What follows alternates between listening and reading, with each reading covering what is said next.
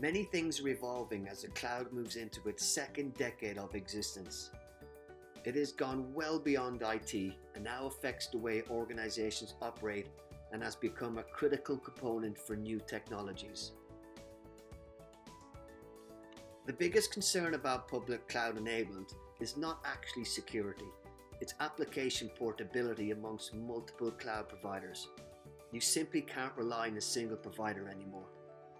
Organizations do not want to get locked into specific cloud frameworks, unable to move their application easily from one cloud provider to another. As a result, we are seeing the introduction of multi-cloud application strategies, as opposed to simply having a public, private, or hybrid cloud infrastructure model. So what differentiates hybrid cloud from public and private clouds is that there is a flow of data between a public and a private resource. And multi-cloud is a special case of hybrid cloud computing. Multi-cloud and hybrid cloud are similar, but have two distinct infrastructure models.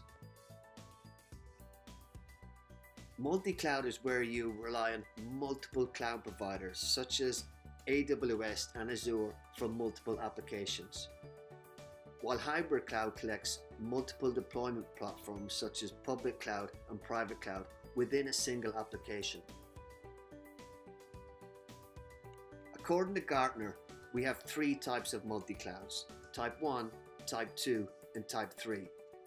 Type 1 is a redundant multi-cloud, where a cloud application lives in two places at the same time. This is commonly used for high availability, cloud bursting, and to increase geographic reach. Clients that are highly geographically dispersed may only be reachable by using more than one cloud provider. If the content is static, you could opt to use a CDN network, but if you want to have high level of intelligence at the edge, a cloud provider must be used. Then we have Type 2, which is called Federated Multicloud. This is where you have lots of different components together making up an application, but each component is hosted in a different cloud service provider. For example, a microservices scale-out requirement. Finally, we have a Type 3, which is a combination of federated and redundant models.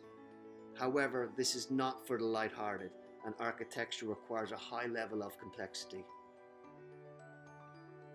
Multi-cloud is better suited for long-lived applications as opposed to short-lived ones.